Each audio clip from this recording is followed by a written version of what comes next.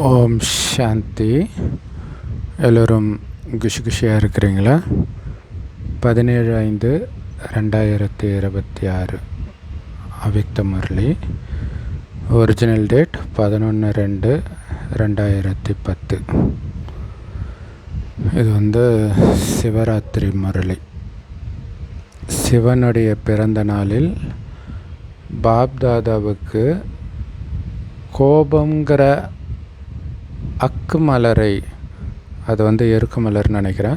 எருக்கு மலரை படைத்து அல்லது சமர்ப்பித்து, கண்ணாடி ஆகுங்கள், தூய இல்லற பாதையின் நடைமுறை அத்தாட்சியின் மூலம் வெளிப்படுத்தலை நெருக்கமாக்குங்கள்.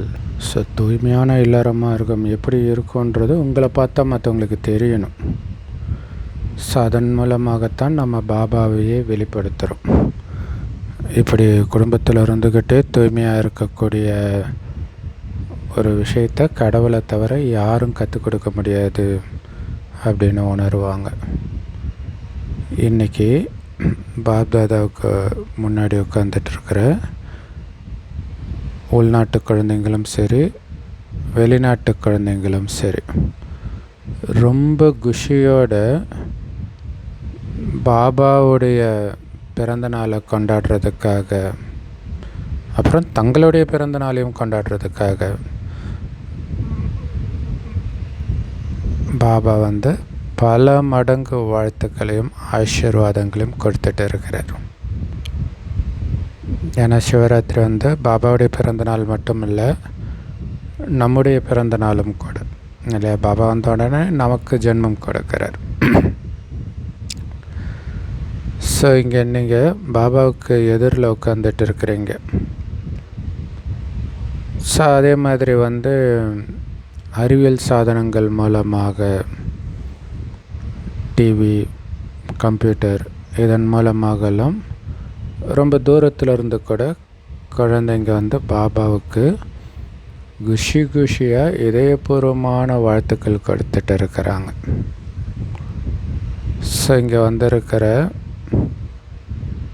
எல்லோரும் பாபாவுடைய பிறந்த நாளை கொண்டாட வந்திருக்கிறீங்களா அல்லது உங்களுடைய பிறந்த நாளை கொண்டாட வந்திருக்கிறீங்களா? ஏன்னா இந்த ஜெயந்தி ஒரு விசித்திரமான ஜெயந்தி. ஜெயந்தினா என்ன? பிறந்த நாள், சிவ ஜெயந்தி. ஏன் இது விசித்திரமானது? ஏன்னா அப்பாவும் குழந்தையும் ஒரே நேரத்தில் பிறக்கிறது உலகத்தில் வேறு எங்கேயுமே நடக்காது. இங்கே தானே நடக்குது, இந்த சங்கமேகத்தில் தானே நடக்குது. சங்கமேகத்துடைய நினைவு தான் அது சிவராத்திரி. முழு கல்பத்திலும் இந்த மாதிரி ஒரு ஜெயந்தி நடக்கிறதே கிடையாது. ஆனால் முழு கல்பத்தின் சக்கரத்தை சுற்றி பாருங்கள், அப்போ தெரியும் இந்த மாதிரி விசித்திரமான ஜெயந்தி வேறு எதுவுமே இருக்காது. அதனால் பாப்தாதா எல்லா குழந்தைங்கக்கிட்ட என்ன கேட்குறாருன்னா, நீங்கள் பாபாவுக்கு வாழ்த்து சொல்ல வந்தீங்களா அல்லது பாபா கிட்ட இருந்து உங்கள் பிறந்த நாளுக்கு வாழ்த்து பெறுவதற்கு வந்தீங்களா? ஏன்னா 2 பேருக்கும் பிறந்த நாள் இல்லையா? பாப்தாதா எதையுமே தனியாக பண்ணுறது கிடையாது. அதனால தான் அவர் அவதரித்த உடனே யஜ்யத்தை படைத்தார். யஜ்யத்திலேருந்து நாம் பிறந்தோம் இல்லையா? அதுதான் யாக குண்டத்திலிருந்து திரௌபதி பிறந்தா அப்படின்னு சொல்கிறாங்க. யஜ்யத்தை பாதுகாக்கிறதுக்கும் பிராமண குழந்தைங்க வேணும். அதனால் பாபா கூடவே உங்களுடைய பிறப்பும் நடந்தது. இதோடைய ஞாபகார்த்தமாகத்தான் சிவராத்திரி கொண்டாடும்போது சிவலிங்கத்தோடு சேர்த்து சாலிகிராமங்களுக்கும் பூஜை பண்ணுறாங்க. நிறைய சாலிகிராமங்களை பூஜை பண்ணுறாங்க. அதனால தான் பாபா சொல்கிறாரு, இந்த ஜெயந்தி அற்புதமான ஜெயந்தி. அதனால தான் இதை வைரத்துக்கு சமமான ஜெயந்தியாக கொண்டாடப்படுது.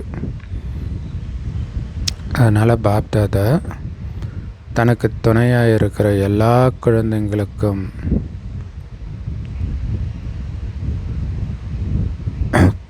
கோடான கோடி கரங்கள் கொண்டு மாலையின் நடுவே பல கோடி மடங்கு ஆசீர்வாதங்களை கொடுத்துட்ருக்கிறார். கோடான கோடி கரங்கள்னால ஆசீர்வாதம் கொடுக்குறார் குழந்தைங்களுக்கு. ஏன்னா கோடான கோடி குழந்தைங்க இருக்கிறோம் இல்லையா? ஸோ இது கூட அப்பாவுக்கும் குழந்தைக்கும் இடையில் இருக்கிற ஆழமான அன்பின் அடையாளம். பாப்தாதா குழந்தைங்களுக்கு வாக்குறுதி கொடுத்துருக்கிறார், உங்கள் கூடவே இருப்பேன்ட்டு. நாமளும் அதே தான் வாக்குறுதி கொடுத்தோம், பாபாவும் அதே தான் வாக்குறுதி கொடுத்துருக்கார். உங்கள் கூடவே இருப்பேன், உங்களை கூடவே அழைச்சிட்டு போவேன்ட்டு, விட்டுட்டு போக மாட்டேன்.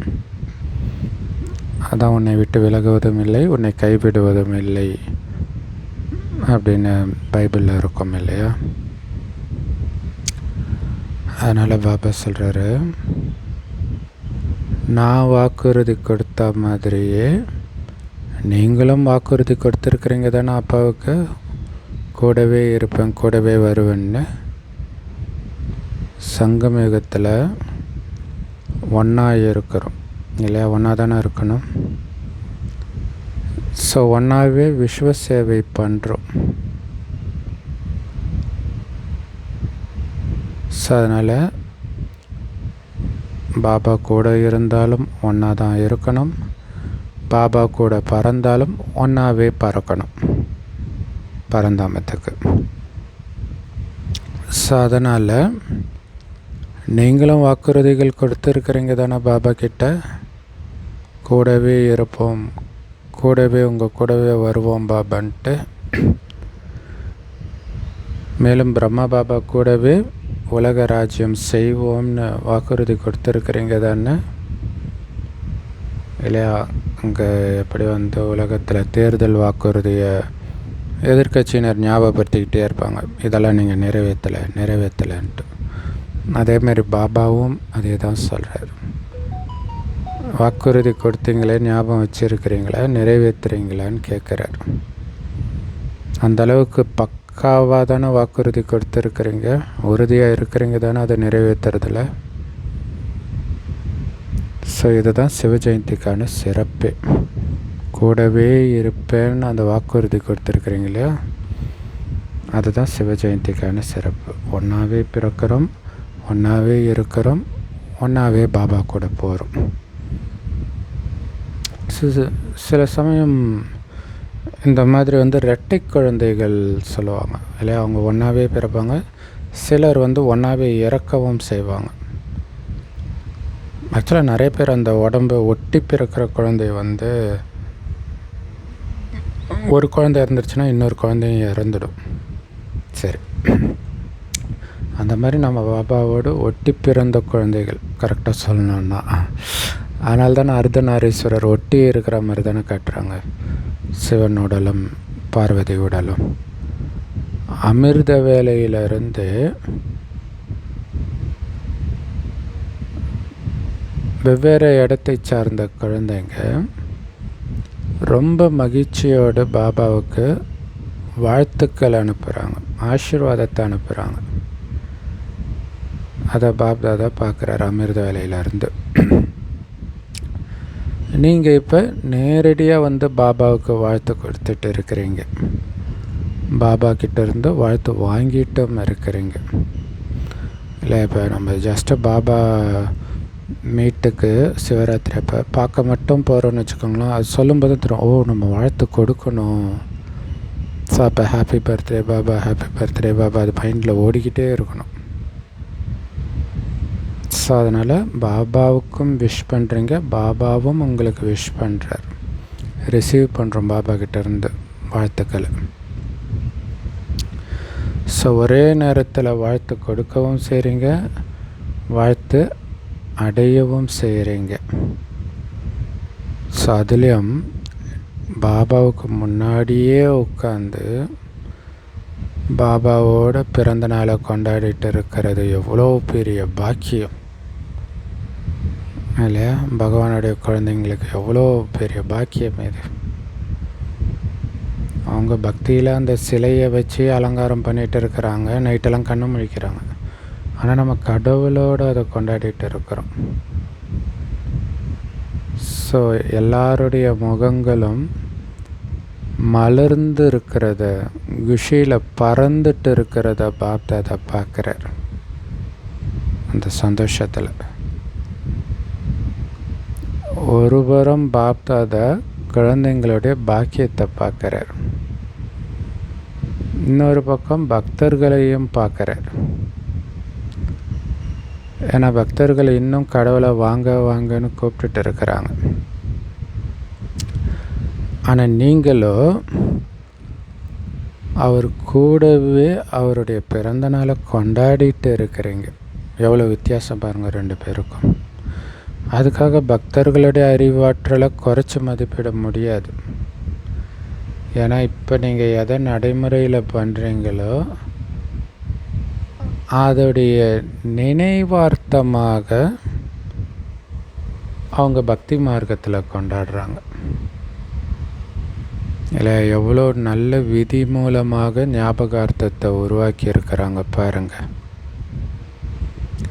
நீங்கள் விகாரத்தை புத்தியினால் கூட தொடமாட்டேன்னு விரதம் இருக்கிறீங்க. இதோடைய நினைவாக அவங்க அன்னைக்கு சாப்பிடாம விரதம் இருக்கிறாங்க, ஒரு நாளைக்கு மட்டும். அதாவது ஒரு குறிப்பிட்ட காலத்துக்கு விரதம் இருக்கிறாங்க. ஒரு நாள், 2 நாள், சிலர் 3 நாள் கூட இருப்பாங்க. ஸோ எல்லோருமே பாபாவுக்கு முன்னாடி தூய்மையாக இருப்பேன்னு விரதம் இருக்கிறதுக்கான உறுதிமொழி எடுத்திருக்கிறீங்க தானே? இல்லையா? பாபா கிட்ட ரொம்ப குஷியாக விரதம் எடுத்திருக்கிறீங்க. அதாவது பாபா, நாங்கள் இந்த முழு ஜென்மத்திலும்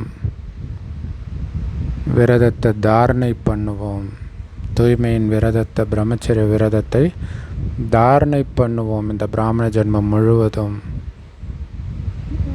அப்படின்னு சத்தியம் பண்ணியிருக்கிறீங்க. ஸோ விரதத்தை தாரணை பண்ணுறீங்க தானே? எதற்கான விரதம் இது? தூய்மைக்கான விரதம். ஸோ இதை பக்தர்கள் ஒவ்வொரு மதத்திலுமே, இந்து மதத்தில் நிறைய விரதம் இருப்பாங்க, கிறிஸ்தவ மதத்தில் லெந்து நாட்கள் 40 நாள் விரதம் இருப்பாங்க. அந்த நேரம் கறிமீன்லாம் சாப்பிட மாட்டாங்க. சிலர் எதுவுமே கூட சாப்பிடாமல் இருப்பாங்க. அப்புறம் முஸ்லீம்கள் ரம்லான் மாதம் முழுவதும் நோன்பு இருக்கிறத பார்க்குறோம். ஆனால் நீங்கள் இந்த ஒரு ஜென்மம் ஃபுல்லாக விரதம் எடுக்கிறீங்க. இந்த ஒரு ஜென்மம் மட்டும் நீங்கள் எடுக்கிற இந்த தூய்மையின் விரதம் 21 பிறவிக்கு தானாகவே நீடிக்கும். தூய்மையாகவும் இருப்பீங்க, அதோடைய பலனையும் அனுபவிப்பீங்க. ஸோ அதோடைய நினைவாக பக்தர்கள் ஒரு குறுகிய காலத்துக்கு மட்டும் உணவு கட்டுப்பாட்டுக்கான விரதம் இருக்கிறாங்க. அதே மாதிரி நைட்டு கண் விழிக்கவும் செய்கிறாங்க. ஆனால் நீங்கள் ஒரு ஜென்மம் முழுவதும் கண் விழிக்கிறீங்க. 3வது கண் விழித்து இருக்குது எப்போவுமே, ஞானம்ன்ற 3வது கண். அதன் மூலமாக தான் எல்லா விதமான இருட்டிலிருந்தும் வெளியேறி வெளிச்சத்துக்கு வந்துட்டீங்க இல்லை? விகாரம், மயக்கம், கலியுக கவர்ச்சி, விருப்பு, வெறுப்பு எல்லாத்துலேருந்தும் வெளியில் வந்துட்டீங்க. 3வது கண், ஞானம்ன்ற கண் திறந்திருந்தால் மயங்க மாட்டீங்க, உறங்க மாட்டீங்க. ஸோ இந்த விழிப்புணர்வு கூட உங்களுக்கு 21 ஜென்மத்துக்கு நீடிக்கும். ஸோ அதனால தான் அந்த பலனம் இருக்குது. 21 ஜென்மத்துக்கு பிறகு தான் கண் தூங்க போயிடுது, 3வது கண் தூங்கிடுது. இதோடைய நினைவு தான் பாதி வருஷம் கும்பகர்ணன் முயற்சிட்டு இருப்பான், பாதி வருஷம் கும்பகர்ணன் தூங்கிடுவான்றதெல்லாம் ஆத்மாக்களாகிய நம்முடைய நினைவார்த்தம் தான்.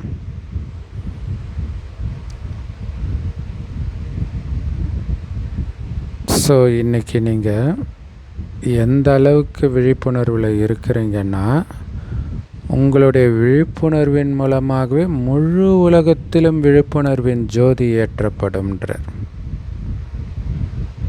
இல்லை, அந்த விழித்திருப்பதை ஒரு ஜோதியாக சொல்கிறார். திருவண்ணாமலை தீபம் ஏற்றும்போது உலகம் ஃபுல்லாக எல்லா இந்துக்கள் வீட்டிலையும் ஜோதி ஏற்றுவாங்க.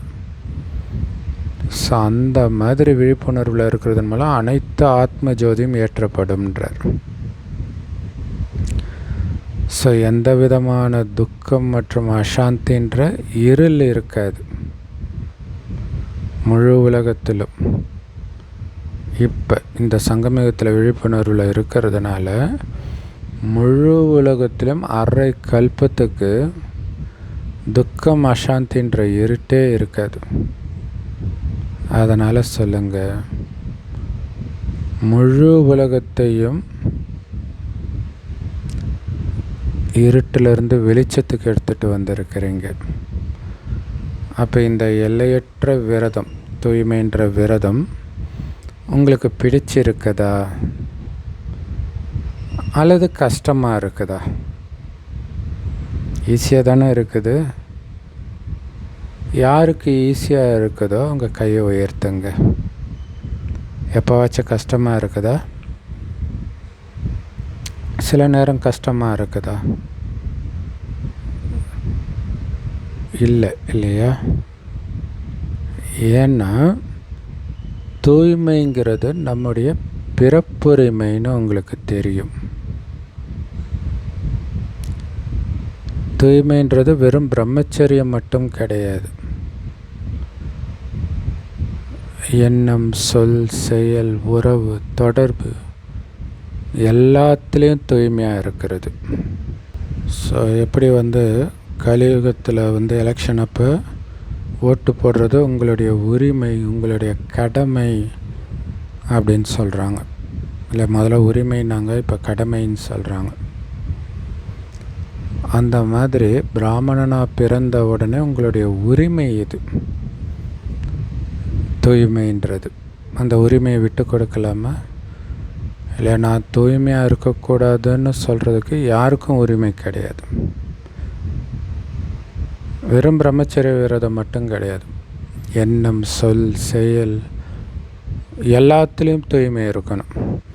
வார்த்தையில் சுத்தம் இருக்கணும், எண்ணத்தில் சுத்தம் இருக்கணும், செயலில் சுத்தம் இருக்கணும்னுவாங்க இல்லையா?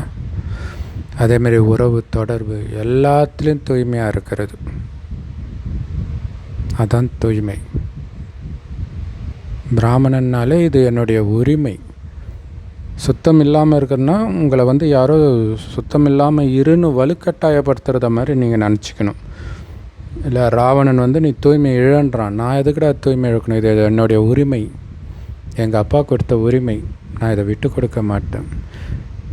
இந்த உரிமையை பிடிச்சிட்டு இருக்கிறதன் மூலமாக தான் சொர்க்கம் கிடைக்குது. கரெக்டாக சொன்னால், ஒரு வீடு நிலம்லாம் வாங்கினாங்கன்னா அந்த ஒரு பத்திரம் கொடுப்பாங்க இல்லையா, உரிமை பத்திரம். அந்த மாதிரி உரிமை பத்திரம் இந்த தூய்மை. இதோடைய ஆதாரத்தில் தான் 21 பிறவிக்கு நமக்கு ஆஸ்தி கிடைக்கிது, ஆரோக்கியமான உடல் கிடைக்கிது, நல்ல உறவுகள் கிடைக்கிது. அங்கே தூய்மையான உறவுகள் கிடைக்கிறதுக்கு காரணம் இப்போ உறவு தொடர்பில் நீங்கள் தூய்மையாக இருக்கிறதுனால. நீங்கள் தூய்மையின் சமஸ்காரங்களை ரொம்ப ஈஸியாக தாரணை செய்யக்கூடியவர்கள். ஏன்னா அது நம்மளுடைய உரிமை இல்லையா? அதனால் கஷ்டப்பட்டு தூய்மையின் சமஸ்காரத்தை தாரணை பண்ணல, ரொம்ப ஈஸியாக. ஸோ தூய்மைக்கான உறுதிமொழி எடுத்துட்டிங்க. மிலிட்ரியில் இருக்கிறவங்க டெய்லியும் ஒரு உறுதிமொழி எடுப்பாங்க. ஸ்கூலில் கூட all Indians are my brothers and sisters, அதுவே தூய்மையின் உறுதிமொழி தான் இல்லையா? எல்லோரும் என்னுடைய சகோதர சகோதரின்னா தூய்மை தானே.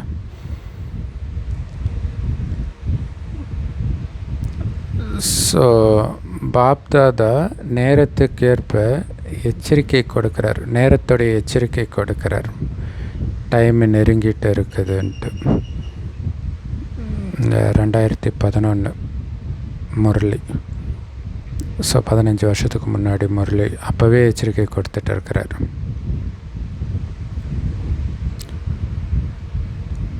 எப்படி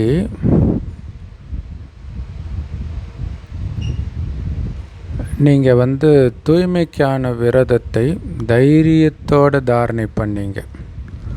உங்களுடைய சுய தர்மம் தூய்மைன்னு புரிஞ்சுக்கிட்டு தாரணை பண்ணீங்க. இல்லை உலகமே நடுங்குது, ஐயோ தூய்மையாவா, காமம் இல்லாமலாம் என்னால் இருக்க முடியாது பண்ணிட்டு ஓடி போயிடுறாங்க. அப்போ நீங்கள் இருந்தீங்கன்னா அது ஒரு தைரியம் தானே. காமம்ன்ற பூதத்தை விரட்டிட்டீங்கல்ல, அதே மாதிரி இன்னொரு பூதம் இந்த கோபம். ஸோ அதனால் பாபா சொல்கிறாரு, காமங்கிற மகாபூதத்தை விரதம் இருந்து உங்களுடைய உள்ளுணர்வே மாற்றிட்டீங்க. யாரை பார்த்தாலும் காமம் சார்ந்த எண்ணம் வராமல் ஆன்மீக உணர்வு மட்டுமே வர மாதிரி மாற்றிட்டீங்க. ஸோ இப்போ 2வது பூதமாக இந்த கோபம் இருக்குது. ஸோ இந்த 2வது பூதத்தின் மீதும் வெற்றி அடையணும் தானே. அதற்கான சங்கல்பம் செஞ்சுருக்கிறீங்களா, அல்லது 2வது விகாரம் தானேன்ட்டு அலட்சியமாக விட்டுட்டீங்களா? ஏன்னா எல்லாருடைய தொடர்புலையும் இந்த கோபம் வருதுன்றார்.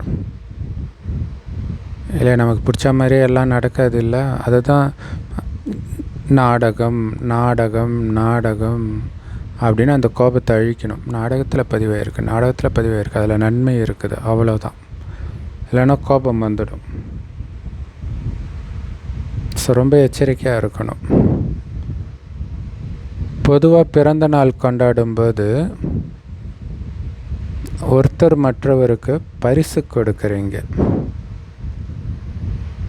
ஸோ அதனால் இன்றைக்கி பாப்தாதாவுக்கு என்ன பரிசு நீங்கள் கொடுக்கணும்னு விரும்புகிறாரு தெரியுமா? ஸோ உங்களுடைய துணிவு மற்றும் பாபாவுடைய உதவி, இல்லையா? தைரியம் இருந்தால் பாபாவுடைய உதவி கிடைக்கும். ஸோ அப்படி உங்களுடைய தைரியத்தின் மூலமாகவும் பாபாவுடைய உதவியின் மூலமாகவும் உங்களில் பெரும்பாலானோர் ஏற்கனவே மாயின் மீது பல வெற்றிகளை அடைஞ்சு முன்னேறி போயிட்டே இருக்கிறீங்க. அதே மாதிரி கோபத்தின் மீதும் உங்களால் வெற்றி அடைய முடியுமா? சூப்பரில் கோபமே இல்லைனாலே தேவதை தான், இல்லையா? ஏன்னா எந்த ஒரு விகாரமாக அல்லது பூதமாக இருந்தாலும் அது உங்களுக்கு மன உளைச்சலை தான் கொடுக்கும். குறிப்பாக கோபங்கிற பூதம் மற்றவர்களுடைய சம்பந்தம் தொடர்பில் வரும்போது தான் வரும், இல்லையா? தனியாக இருக்கும்போது வராது. அப்படியே தனியாக இருக்கும்போது வந்தாலும் ஏற்கனவே சம்பந்தம் தொடர்பில் வந்ததை நினைத்து வரும், அவங்க இப்படி நடந்துக்கிட்டாங்க அப்படி நடந்துக்கிட்டாங்கன்ட்டு. ஸோ அதுக்கு தான் பாபா விருந்தாளின்னு புரிஞ்சுக்கோங்கன்றார். நீங்கள் ஒருத்தர் அதாவது இது என்னுடைய மனைவி நான் சொல்கிறத கேட்கல, என் குழந்தை சொல்கிறத கேட்கல, என் அப்பா அம்மா கேட்கல, என் கணவன் கேட்கல, இதானே கோபம். இதனால தானே வருது. அவங்க உங்களுடையவர்கள் கிடையாது, அது உங்கள் வீடே கிடையாது. சொந்தக்காரங்க வீட்டுக்கு போயிருக்கீங்க, கெஸ்ட்டு. அவங்க வீட்டின் ஓனர், நீங்கள் வெறும் கெஸ்ட்டுன்னு புரிஞ்சுக்கோங்க. அப்போ எப்படி கோபம் வரும்? அது உங்கள் வீடே இல்லைன்னு நினைத்தால் எப்படி கோபம் வரும்? அல்லது இன்னும் ஒருபடி மேலே போய் அந்த வீட்டில் நான் ஒரு வேலைக்காரனாக இருக்கிறேன்னு புரிஞ்சுக்கோங்க. அப்போ எப்படி கோபம் வரும்? எஜமானன் என்ன பண்ணால் உங்களுக்கு என்ன கோபம் வரும்? எஜமானன் சொல்கிறத செய்கிறது தானே நம்ம வேலை. ஏன்னா கோபத்தை வெல்லணும், அதற்கு நாம் ஏதாவது ஒரு யுக்தியை உருவாக்கணும். காமத்தை வெல்வதற்கு எப்படி பல யுக்தி இருக்குதோ அது மாதிரி இதுக்கும் உருவாக்கணும். ஏன்னா என்னுடையதுன்றது தான் கோபத்தை கொடுக்குது. யோசிச்சு பாருங்கள், மகாபாரதத்தில் குந்தி தேவியோடைய கணவன் தான் பாண்டு. அந்த 2 பேருக்கும் பிறந்தவர்கள் தான் பாண்டவர்கள். அப்போ திடீர்னு கணவன் அந்த பாண்டு மகாராஜா ஒரு பொண்ணு அழைச்சிட்டு வர்றார், மாதுரின்ட்டு. ஒரு செகண்ட் அப்படி ஷாக்காக பார்க்குற மாதிரி இருக்குது. டக்குன்னு போய் ஆரத்தி எடுத்தாந்து வரவேற்கிறாங்க. அவ்வளோதான் காட்டுறாங்க. அந்த மனநிலை எப்படி வந்திருக்கும்? அது என்னுடைய கணவன் கிடையாது, நான் இப்போ வேலைக்காரி, முடிஞ்சு போச்சு. அப்போ தானே அது சாத்தியம். அவங்க வீட்டு எஜமானன்ப்பா. நான் ஒரு விருந்தாளி அல்லது வேலைக்காரி. இதனால் என்ன ஆகுது, கோபன்ற பூதத்தை ஒரு செகண்டில் அழிக்கிறாங்க. அதை புரிஞ்சுக்கணும். நான் என்ன இழிச்ச வாயினானா உங்களுக்கு தான் ப்ரெஷர் ஏறி செத்து போயிடுவோம்.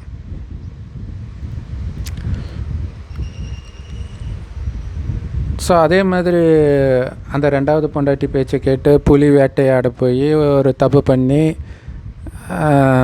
ராஜ்யத்தை இழக்கிறார்.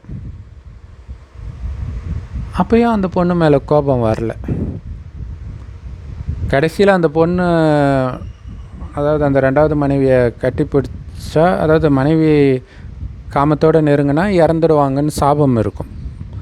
ஸோ அதையும் மீறி அவளுடைய அழகில் மயங்கி கட்டி பிடிப்பார், இறந்துடுவார். அப்போ யோசிச்சுப்பாங்க, தன் கணவன் இறப்பதற்கே காரணமாக அந்த பொண்ணு இருந்திருக்கிறாள். இதனால் அவள் ராஜ்யத்தை இழக்கிறா இல்லையா? அவங்க காட்டில் இருந்துட்டு கொஞ்ச நாள் கழிச்சு நாட்டுக்கு போகணுன்னு இருந்தாங்க. ஆனால் கணவன் இறந்துட்டான். அப்போ யார் ராஜ்யம் பண்ணுவா? அவங்க அண்ணனுக்கு தற்காலிகமாக கொடுத்துட்டு போயிடுவாங்க. கடைசியில் அவங்க அண்ணனே நிரந்தரமாக பண்ணுவான். இப்போவும் அந்த மாதுரிக்கு 2 குழந்தைங்க பிறப்பாங்க, சகாதேவன் நகுலன்ட்டு. அந்த குழந்தைங்களுக்குத்தான் முன்னுரிமை கொடுத்து வளர்ப்பான், தன் குழந்தைகளை விட. தர்மர், பீமன், அர்ஜுனனை விட சகாதேவன் நகுலனுக்குத்தான் முன்னுரிமை கொடுத்து வளர்ப்பார். அது எப்படி சாத்தியம்? நான் ஒரு வேலைக்காரி, அது எஜமானனுடைய குழந்தை. இதுதான் இங்கே விஷயம்.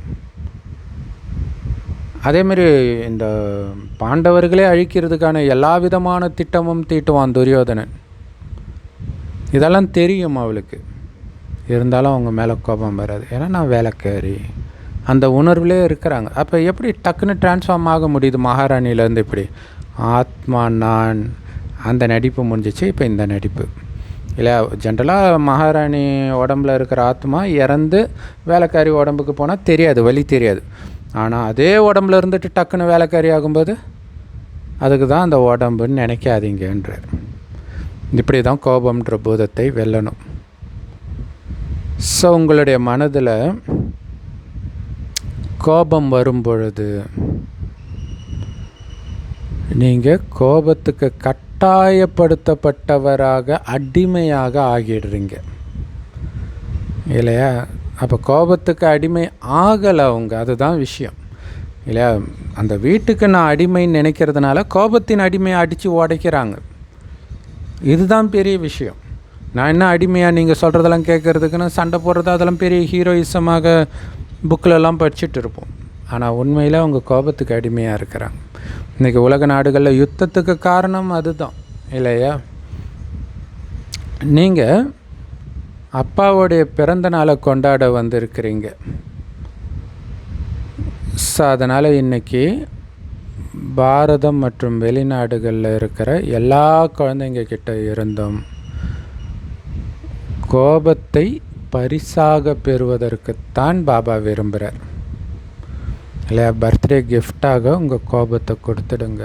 இனி ஜென்மத்துக்கும் கோபப்பட மாட்டேன்.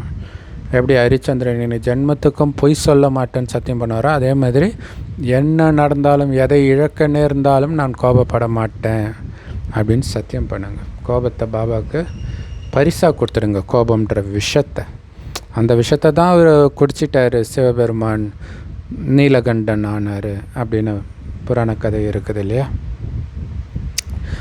ஸோ அப்படி கோபத்தை பரிசாக பாபாவுக்கு கொடுக்க முடியுமா, முடியாதா? முடியும் தானே?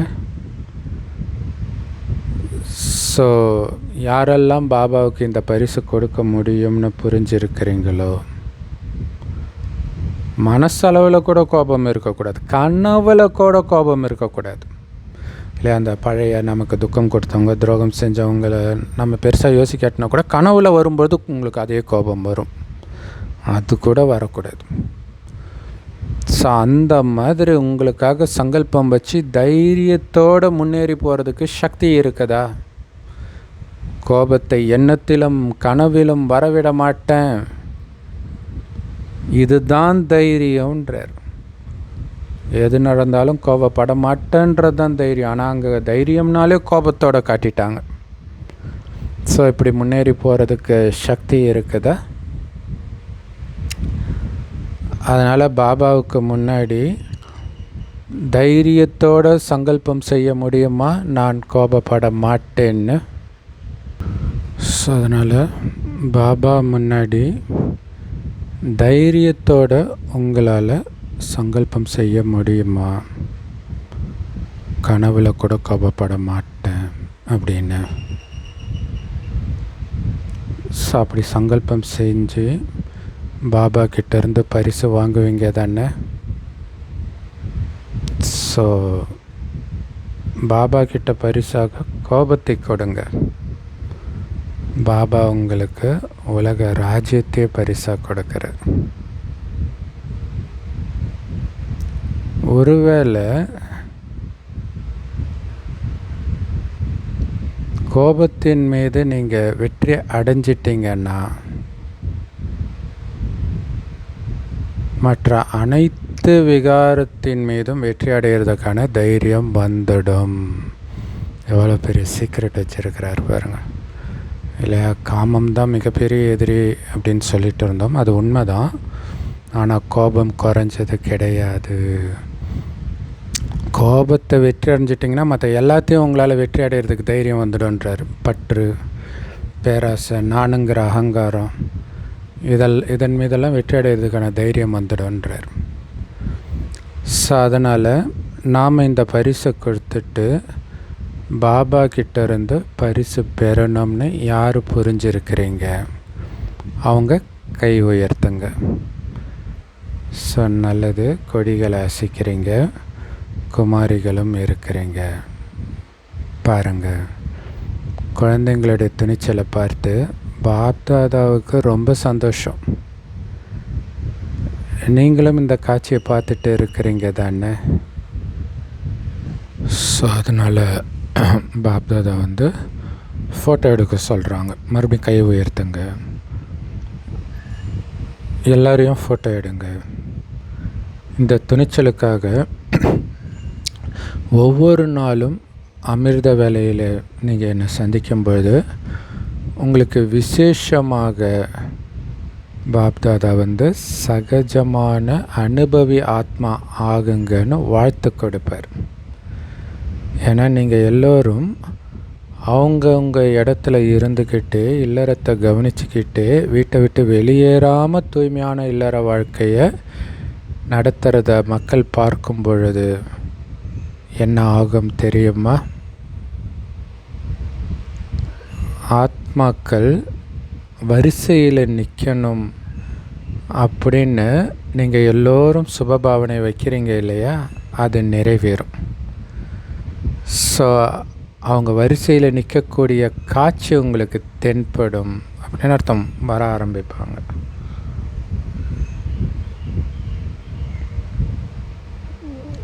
ஸோ தூய்மையாக இருக்கிறதோடு சேர்த்து சண்டையும் போடாமல் இருக்கணும், கோபப்படாமலும் இருக்கணும்.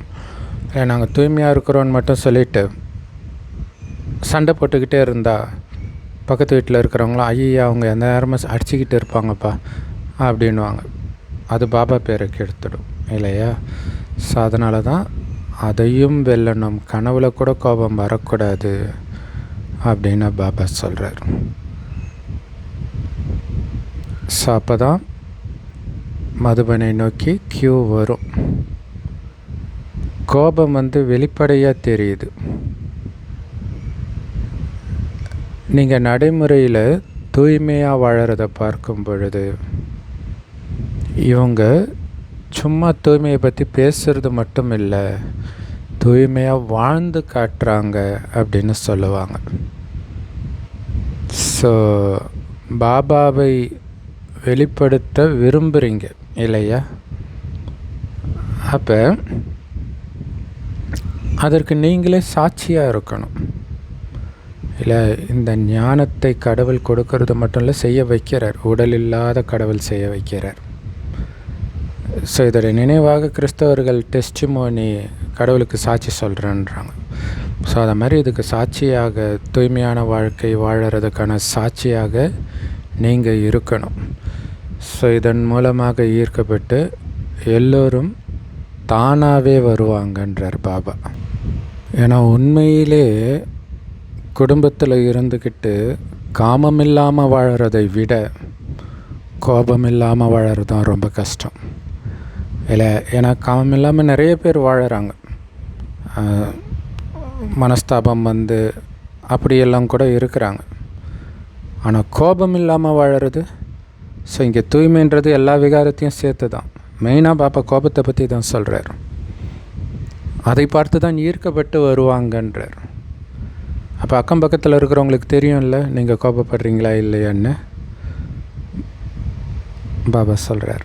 ஆனால் சொல்லட்டுமா, இன்னும் பெரும்பாலும் கோபம் வர்றதுக்கு முக்கியமான காரணம் என்ன தெரியுமா? எங்கேயோ ஒரு மூலையில் பொறாமை இருக்கிறதும், மற்றவங்களுடைய குறையை பார்க்குறதும், தேவையற்ற எண்ணங்கள்ன்ற விதையை விதைச்சிடுதுன்ற இல்லை. பொறாமை இருந்தாலும் கோபம் வரும் இல்லை. நமக்கு யார் மேலே பொறாமை இருக்கோ அவங்கள ஒருத்தர் புகழ்ந்து பேசுனாங்கன்னா டக்குன்னு கோபம் வரும். அவன் பைத்தியக்காரன்பா அந்த மாதிரி டக்குன்னு சொல்லிவிடுவாங்க. இந்த பொறாமை ஒரு செகண்டில் கோபத்தை வர வச்சுட்டு. அதேமாதிரி மற்றவர்களுடைய குறைகளை பார்க்கும் பொழுது வீணான எண்ணங்கள்ன்ற விதையை உருவாக்குது. ஸோ இந்த விதையில் இருந்து கூட கோபம் வருது இல்லை. குறைகளை பார்க்கும் பொழுது அவங்கள பற்றி பேசினாலே உங்களுக்கு கோபம் வந்துடும். ஸோ அதனால் இந்த விதை உங்கள் மனசில் இல்லாமல் பார்த்துக்கணும். அதனால தான் வீணான எண்ணங்களும் சாதாரணமானது கிடையாது. அதுதான் விதையே. இந்த விதையிலிருந்து தான் கோபம் உற்பத்தி ஆகுதுன்றார். ஸோ அதுக்கு ஒரு வார்த்தை காரணமாகிடுது இல்லை. உள்ள வீண் எண்ணம் இருக்கும், அதை தூண்டுற மாதிரி ஒரு வார்த்தை வந்தோடனே டமால்னு வெடிச்சிடுது. அந்த ஒரு வார்த்தை வந்து தண்ணி ஊற்றுன மாதிரி அந்த விதை முளைக்கிறதுக்கு. அதனால் அந்த ஒரு வார்த்தையுடைய விதையை அழிச்சிட்டிங்கன்னா கோபத்தை வெல்வது ஈஸியாகிடும் அப்படிங்கிறார். ஸோ குறைகளை பார்க்கறதுனால வீண் எண்ணம் வருதுன்றார் இல்லையா. அப்போ அந்த குறையை பார்க்குறதுக்கு ஒரு வார்த்தை காரணமாக இருக்கும். அவன் இப்படி அப்படின்ற ஒரு வார்த்தை தான் டக்குன்னு அதை அழிச்சிடணும். அது மைண்டுக்குள்ளே ஏற்றிக்கக்கூடாது. இல்லாட்டின்னா தானாக உங்களுக்குள்ள அது பொறாமையை இதெல்லாம் கோபத்தை இதெல்லாம் தூண்டி விட்டுடும். ஸோ அதனால் இதை தூண்டக்கூடிய வார்த்தைன்ற விதையை அழிச்சிடுங்க. அப்போ கோபம் அழிஞ்சிடும்ன்றார்.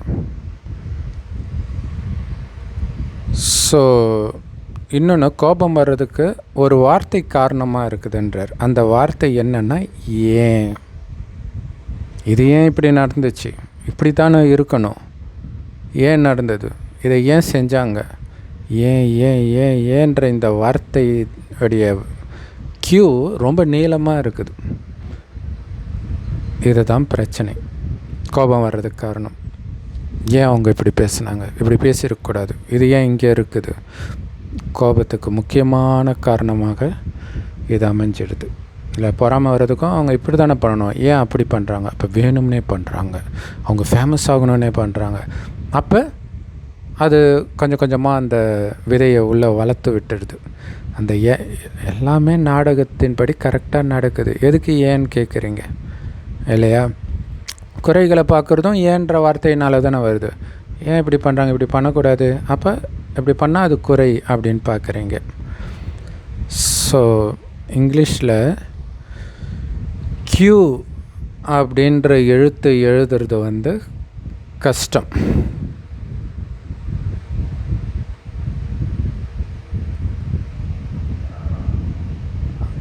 ஆனால் ஏ, அதாவது ஆன்சர் அப்படின்னு எழுதுங்க, எவ்வளோ ஈஸியாக இருக்குதுன்ற. இப்படி கியூ போடுறதுக்கும் ஏ போடுறதுக்கும் எது ஈஸியாக இருக்குன்னா ஏ ஈஸியாக இருக்குது அப்படின்னு பாபா சொல்கிறார். ஸோ அதாவது கியூ அப்படிங்கிறது வந்து கொஸ்டின் மார்க் ஆகிடுது. கியூ ஃபார் கொஸ்டின் மார்க், இல்லை ஏன் ஏன் ஏன் ஏன் ஏன்னு கொஸ்டின் மார்க்கோடைய கியூ வந்துடுது. ஸோ அதனால் பாப்தாதா என்ன விரும்புகிறார் அப்படின்னா, இந்த ஏன்ற சத்தத்தின் வரிசையை முடிச்சிடுங்க. ஏன்ற க்யூவே இருக்கக்கூடாது. ரொம்ப சீக்கிரமாக தந்தை வெளிப்படணும் இல்லையா? ஒவ்வொருத்தருடைய இதயத்திலும் அப்பாவுடைய அன்பின் கொடி பறக்கணும். ஸோ நம்முடைய பாபா வந்துட்டாரு, இனிமையான பாபா வந்துட்டாருன்ற பாட்டு எல்லோருடைய மனசும் பாடணும். இதானே நமக்கு ஆசை. அதுக்கு என்ன பண்ணணும்? ஏன்ற வார்த்தையே இருக்கக்கூடாது. எல்லாமே கரெக்டாக தான் இருக்குது. ஏன்னே கிடையாது, கொஸ்டின் மார்க்கே கிடையாது இல்லையா? காரணம் ஏன் அப்படின்னு காரணம் கேட்காதீங்க. நிவாரணம், ஆன்சர். அமைதியாக இருங்க, நாடகம், அவ்வளோதான் இல்லையா? ஸோ இந்த பாட்டு தான் எல்லாருடைய மனசுலேயும் ஒலிக்கணுன்றது தானே உங்களுடைய ஆசை, விருப்பம். ஸோ சீக்கிரமாக எல்லாருடைய இதயத்திலும் பிரத்யக்ஷத்தா கொடி பறக்கணும். அதுக்கு நீங்கள் என்ன பண்ணணும்? ஏன், என்ன, இது எப்படி நடக்கும், இந்த மாதிரி வார்த்தையை, கேள்விகளின் மொழியை முடிச்சிடுங்க. ஏதாவது பேசணும்னா அதிசயம் பற்றி பேசுங்க. ஏன்னு கேட்காதீங்க இல்லையா? பாபாவுடைய ஒவ்வொரு விஷயமும் இங்கே அதிசயமாக இருக்குது. அதை பற்றி பேசுங்க. ஏன் இப்படி, ஏன் நீ அதை பண்ண, அதை கட் பண்ணிவிடுங்க. நாடகம் அது அப்படி தான், அவங்கவுங்க நடிப்பு அப்படி தான். வேணால் தப்புன்னு தோணுச்சுன்னா சுபபாவனை வைங்க, அவ்வளோதான். ஸோ எகிப்துடைய ஆரம்ப காலத்தில் பாகிஸ்தான் பிரிவினையின் பொழுது பாப்தாதா எப்போ போர்டிங்குக்காக தங்கிறதுக்காக ஹாஸ்டல் ஆரம்பித்தாரோ அப்போ ஜெகதம்பா மம்மா குழந்தைங்க கிட்ட இதை தான் சொல்லுவார். ஏன்ற மொழியை பேசாதீங்க அப்படின்னு சொல்லுவார். ஸோ ஹிந்தியில் ஆக்சுவலாக கியோ அப்படின்னா ஏன் தான் இல்லையா? கியோ அப்படின்வாங்க. ஸோ அந்த வார்த்தை எழுப்புறது நல்லாவா இருக்குது அப்படின்னு தான் மம்மா கேட்பாங்களாம் எப்போவுமே. அங்கே குழந்தைங்கள பார்த்துக்க மம்மா வந்தாங்க இல்லையா? ஸோ அப்போவே எதுக்கு எடுத்தாலும் ஏன்னு கேட்குறீங்க அப்படின்றாங்களாம். ஸோ யார் எதுக்கு எடுத்தாலும் ஏன்னுவாங்க பாருங்கள். அதே நேரத்தில் இந்த உலகத்தின் வெளியில் அப்போ தான் எதாக இருந்தாலும் ஏன்னு கேட்கணும், ஏன்னு கேட்காம வாழ்க்கை இல்லை அப்படி இப்படின்னு பாட்டெல்லாம் கூட வந்துச்சு இல்லையா? ஏன் என்று கேட்காமல் ஏதோ ஒரு எம்ஜிஆர் பாட்டெல்லாம் கூட வரும். ஆனால் அதே நேரத்தில் பாபா ஏன்ற வார்த்தை கேட்காதீங்கன்னு கற்றுக் கொடுத்துருக்குறேன். அது நல்லாவா இருக்குது இல்லை? எதை கேட்டாலும் எதுக்கு எடுத்தாலும் ஏன்னு கேட்டுன்னு இருந்தால் எந்த காரியமுமே நடக்காது இல்லையா? ஸோ அதனால் இப்போ என்னன்ற கேள்விகளை எழுப்பாதீங்க. ஸோ அதனால் இப்போ எதுக்கு எடுத்தாலும் என்ன இந்த மாதிரி கேள்வியை எழுப்பாதீங்க. ஹாஞ்சி, சரி பாபா, நல்லது, மிகவும் சிறப்பு, நாம் இணைஞ்சு செய்யலாம், நாம் உயர பறக்கலாம், இந்த மாதிரி வார்த்தையை மட்டும் பேசுங்க. இல்லை பாபா எதை சொன்னாலும் கண்ணை மூடிட்டு பண்ணுங்க. ஏன் பாபா அப்படி பண்ணணும், ஏன் காமத்தை விடணும், ஏன் கரிமீனை விடணும், கடைசி வரை கேட்டுக்கிட்டே இருக்க வேண்டியதுதான். சொல்கிறது கடவுள், அதை புரிஞ்சுக்கணும் இல்லையா? அந்த ஒரு வார்த்தை போதும், பேசுகிறது கடவுள்ன்ற அந்த ஒரு விஷயம் போதும் அவர் சொல்கிறத கண்ணை மூடிட்டு ஃபாலோ பண்ணுறதுக்கு. ஸோ அதனால் பாபா எது சொன்னாலும் சரி பாபா, நல்லது பாபா, கண்டிப்பாக பண்ணலாம் பாபா, நம்ம ஒன்றா சேர்ந்து பண்ணலாம் பாபா, ஒன்றா பறந்து போகலாம் பாபா, இந்த மாதிரி வார்த்தையை பேசுங்க. ஸோ அந்த மாதிரி உங்கள் மொழியை மாற்ற முடியுமா? ஸோ ஏன் அந்த வார்த்தையை வரக்கூடாது. ஸோ இந்த ஏன்ற கியோ அப்படின்ற அந்த ஹிந்தி வார்த்தையின் கியூபை விட்டுட்டிங்கன்னா, வரிசையை விட்டுட்டிங்கன்னா ஆத்மாக்களின் கியூ ஏற்படும். இல்லை ஆத்மாக்கள் வரிசையாக உங்களை நோக்கி படையெடுப்பாங்க. ஸோ பாருங்கள், சிவபெருமானுக்கு எருக்கம்பூவை தான் அர்ப்பணம் பண்ணுறாங்க. ஸோ நம்ம ஊரில் அப்படி பண்ணுறாங்களான்னு தெரியல, வடநாட்டில் அப்படி பண்ணுவாங்க அப்படி இருக்குது. இங்கே பிள்ளையார் சதுர்த்திக்கு தான், பிள்ளையாருக்கு தான் எருக்கம்பூ மாலை போடுவாங்க இல்லையா? ஸோ அதனால் சிவராத்திரியை கொண்டாடிட்டு இருக்கிற இன்றைக்கி சிவனுடைய ஜென்ம தினத்தை பிறந்த நாளை கொண்டாடிட்டு இருக்கிறீங்க அப்படின்னா எல்லோரும் இந்த கோபம்ன்ற எருக்கம்பூவை பாப்தாதாவுக்கு அர்ப்பணம் செஞ்சிடுங்க. இல்லை வேண்டாத போது அதை அர்ப்பணம் செஞ்சிடுங்க. அப்போ நீங்கள் ஒரு கண்ணாடியாக ஆகிடுவீங்க. பிடிச்சிருக்குதா? இல்லை பாபாவை பிரதிபலிக்கிற கண்ணாடியாக இருப்பீங்க. உங்களை பார்த்தா பாபா தெரிவார். ஸோ இப்போ தெரியாதது காரணம் கோபம். இல்லை கடவுளுக்கு கோபமாக இருக்குது. பக்தி மார்க்கத்தில் சிவன் சங்கர் சொல்கிறாங்க. ஸோ அந்த சங்கர் யோகத்தில் இருக்கிற அந்த போஸ் பார்க்கும்போதே ஒரு அமைதி இருக்கும் இல்லையா? ஸோ அதனால் அப்படி ஆகிறது உங்களுக்கு பிடிச்சிருக்குதானே? கோபத்தை அர்ப்பணம் செஞ்சுட்டு பாபாவை பிரதிபலிக்கிற கண்ணாடி ஆகிறது பிடிச்சிருக்குது தானே? நல்லது. ஸோ அடுத்தது ஹோலி பண்டிகை அப்போ பாபா வருவார். அப்போ அதுக்கான ரிசல்ட்டு பார்ப்பார். அந்த மாதிரி ஆயிட்டீங்களான்ட்டு. ஸோ சோர்வடைஞ்சிடாதீங்க. இல்லையா? கோபப்படுத்திக்கிட்டே இருக்கிறாங்களே பாபா, முடியலையே பாபா அப்படின்னு நினைக்காதீங்க. கண்டிப்பாக முடியும் அப்படின்ற உறுதியான நிச்சய புத்தியோடு பண்ணுங்க. கண்டிப்பாக உங்களால் முடியும். செஞ்சு தான் ஆகணும். கையை உயர்த்துங்க. ஸோ நீங்கள் கையை உயர்த்துறீங்கனாலே பாபா கிட்ட கோபத்தை கொடுத்துட்டீங்கன்னு அர்த்தம். கொடுத்துட்டீங்க தானே? மீண்டும் கையை உயர்த்துங்க. பாருங்கள், தாதிமார்கள்லாம் பார்த்துட்டு இருக்கிறாங்க. பார்க்குறீங்க தானே? ஸோ கை தட்டுங்க. ஒருபோதும் தைரியத்தை விடக்கூடாது. இல்லை என்னால் கோபத்தை விட முடியுமான்னு நினைக்கிறது தான் பயம். விட முடியும்னு நினைக்கிறது தான் தைரியம். அந்த தைரியத்தை விட்டுறாதீங்க. ஒருவேளை அதான் ஏன் நடந்துச்சு, இதுதான் பிரச்சனை. அந்த ஒரு கேள்வினால தான் கோபம் வருதுன்ற அந்த விதையை பாபா நமக்கு வெளிப்படுத்தியிருக்கிறார். ஸோ அந்த விதையை எரிச்சிட சொல்கிறார். ஒருவேளை ஏதாவது கொஞ்சம் குறைவாக இருந்தால் கூட முன்னேறி போகிறதுக்கான தைரியம் வைங்க. விட்டுடாதீங்க, அங்கேயே நின்றுடாதீங்க, முன்னேறிக்கிட்டே இருங்க. ஏன்னா பாபா உங்கள் கூடவே இணைஞ்சு இருக்கிறார், துணையாக இருக்கிறார் அப்படின்னு சொல்கிறீங்க தானே? இல்லையா? உங்கள் கூட இணைஞ்சு இருக்கிறார். ஸோ அதனால் இறைவனே துணையாக இருக்கும் பொழுது என்ன நடந்தாலும் பாப்தாதா உங்களோட இணைஞ்சு இருக்கிறதுனால அவரை முன்னாடி கொண்டுட்டு வந்து அர்ப்பணம் செஞ்சிடுங்க. அந்த கோபத்தை எது நடந்தாலும் அந்த கோபம் வருது இல்லையா? உங்கள் கூடவே தானே இருக்கார் பாபா. அப்படியே நான் அர்ப்பணம் பண்ணுறேன் கோபத்தை. நான் கோபப்பட மாட்டேன், ஏன்னு கேட்க மாட்டேன். நாடகத்தில் எல்லாம் நன்மைக்கு அப்படி இருக்கணும் அப்படின்னு அர்த்தம். நிறைய அநீதி நடக்கும், ஆனால் கோபப்படக்கூடாது. அதுதான் இயேசுடைய கதை, மகாபாரதம், ராமாயணம் எல்லாமே. இல்லை ஏன் இப்படி நடந்துச்சுன்னு ஒரு நாள் கூட ராமர் புலம்பலையே. ராஜ்யத்தை விட்டு துரத்தின பிறகு தர்மரும் புலம்பலையே. பாப்தாதா தன்னுடைய குழந்தைங்க எல்லாருமே முதலிடம் ஃபஸ்ட் ரேங்க் எடுக்கணும்னு தான் விரும்புகிறார். ஸோ ஒரு முறை ஒருத்தர்கிட்ட ஒரு பொருளை கொடுத்துட்டிங்கன்னா, யாருக்கு கொடுத்தீங்களோ அவங்களுக்கு அது சொந்தமாகிடும். அந்த மாதிரி நீங்கள் கை உயர்த்தினீங்கன்னாலே கோபத்தை பாபா கிட்ட கொடுத்துட்டீங்கன்னு தான் அர்த்தம். ஸோ இனி அது உங்களுடைய இது கிடையாது. என்கிட்ட கோபம் ஸ்டாக்கு கிடையாது. சூப்பர் இல்லையா? ஸோ அதை பாபா கிட்ட ஒப்படைச்சாச்சு.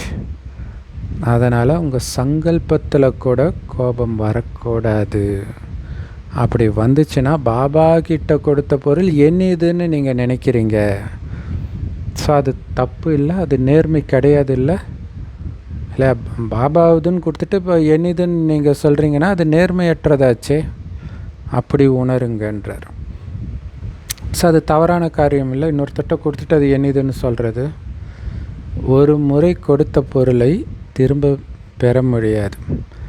ஏன்னா அது இனி என்னுடைய இது கிடையாது. ஸோ அதனால் இன்றைக்கி டிவி ஸ்க்ரீன் மூலமாக பார்த்துட்டு இருக்கிறவங்க, எங்கெங்கேயோ உட்காந்துட்டு இருந்து குஷி குஷியாக பார்த்துட்டு இருக்கிற எல்லாருமே தன்னுடைய சங்கல்பம், அதாவது சங்கல்பத்தில் சங்கல்பம் பண்ணிகிட்டு இருக்கிறாங்க, கோபத்தை அர்ப்பணம் பண்ண போகிறேன் அப்படின்ட்டு. இதை பாப்தாதா பார்க்குறாங்க. ஸோ அப்படி கோபமே இல்லை ஒரு பாபா குழந்தைங்க கிட்ட கூட அப்படின்னா மதுபனும் எல்லா பிரம்மகுமாரி சென்டரும் எப்படி இருக்கும் யோசிச்சு பாருங்கள் இல்லையா? ஏன்னா சமஸ்காரம் முதல் தான் பெரிய பிரச்சனை. டெஸ்ட் பேப்பர் எங்கே போனாலும் வரும்னு சொல்கிறாங்க இல்லையா? ஸோ அப்போ என்ன ஆகும் கோபமே இல்லைன்னா யார்கிட்டேயும்? எல்லா சேவை நிலையங்களும் நிர்விக்ன பவ, தடைகளற்றதாக ஆகிடும். இந்த வரதானம் பிராப்தி ஆகிடும். ஸோ அது பிடிச்சிருக்கு தானே? ஏன்னா இப்போ திடீர்னு சூழ்நிலை துக்கம் கொடுக்கக்கூடியதாக, அசாந்தி கொடுக்கக்கூடியதாக மாறிடும். ஸோ அப்போ உங்களுக்கு எல்லா ஆத்மாக்கள் மேலேயும் கருணை வரும். சொன்னால் கேட்க மாட்டாங்க இல்லையா? பாபா சொல்கிற, நம்மளே பாபா தவிர வேறு யாராவது சொல்லியிருந்தால் அதை கேட்டிருக்க மாட்டோம் இல்லையா? ஸோ பாபா கிளிப்பிள்ளைக்கு சொல்கிற மாதிரி சொல்லி சொல்லி சொல்லி சொல்லி சொல்லி நம்மளை இப்படி மாற்றிட்டார். ஸோ ஏன் உங்களுக்கு மட்டும் கருணை வரும் தெரியுமா எல்லார் மேலேயும்? ஏன்னா நீங்கள் தானே பூர்வஜ ஆத்மாக்கள். உங்களுடைய வம்சம்தான் ஒட்டுமொத்த உலகமும் இல்லையா? அந்த மூதாதையர் நீங்கள் தான். அப்போ உங்களுடைய வம்சம் உங்கள் கண்ணு முன்னாடி அழியிறத பார்க்கும்பொழுது உங்களுக்கு கருணை தானே வரும். இதுதான் மகாபாரதத்தில் கூட கிருஷ்ணர் வயதான பிறகு அவருடைய யாதவ குலமே அவர் முன்னாடி அழியிறத பார்ப்பார். அவர் பாட்டுக்கு அமைதியாக போய் ஒரு மரத்தடியில் யோகம் பண்ணுவார். அப்படின்னு அர்த்தம் அந்த கருணையினால் சக்தி கொடுக்குறார். ஸோ நீங்கள் பூஜைக்குரியவராகவும் இருக்கிறீங்க, பூர்வஜாகவும் இருக்கிறீங்க. ஸோ அதை புரிஞ்சுக்கணும் இல்லை? பூஜைக்குரியவராக சத்தியுகத்தில் இருக்கிறோம். ஸோ ஆரம்பத்தில் இருந்ததுனால பூர்வஜ், அதாவது முதல்ல வந்தவர்கள், மூதாதையர்கள் அப்படியும் இருக்கிறோம். ஸோ எந்த ஒரு ஆத்மாவுடைய துக்கத்தையும் அவங்க அடையிற தொந்தரவையும் பார்த்துட்டு உங்களால் சும்மா இருக்க முடியாது. ஏன்னா நமக்கு ஒருத்தர் மேலே அன்பும் கருணையும் இருந்துச்சுன்னா அவங்க படுற துக்கத்தை நம்மளால் பார்க்க முடியாது இல்லையா? ஸோ அதனால் பாபா சொல்கிறாங்க, கடைசியில் அந்த கருணை வரும் தான். ஆனால் அந்த டைம் வர்றதுக்கு முன்னாடியே, அந்த டைம் உங்களை கருணை நிரம்பியவராக மாற்றுறதுக்கு முன்னாடியே உங்கள் முயற்சியினால் நீங்கள் கருணை நிரம்பியவராக ஆகணும். ஸோ அந்த முயற்சிக்கான பலனை பெறக்கூடிய அனுபவத்தை இப்போதிலிருந்தே பண்ணணும். ஏன்னா உங்களுக்கு கற்றுக் கொடுக்குற டீச்சர் டைம் கிடையாது, கடவுள் இல்லை. டைம் உங்களுடைய டீச்சர் கிடையாது.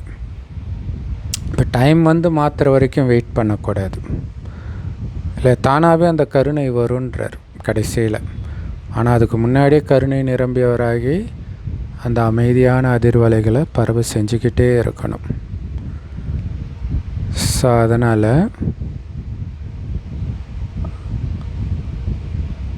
பாபாவுக்கு இதுதான் விருப்பம். ஹோலி அன்னைக்கு எல்லோரும் அவங்களுடைய ரிசல்ட்டை எழுதணும். ரொம்ப நீளமாக எழுத தேவையில்லை, அதை படிக்கிறதுக்கெல்லாம் நேரம் கிடையாது. பாபாவுக்கு எப்பவுமே ஷார்ட்டாக இருக்கிறது தான் பிடிக்கும் இல்லையா?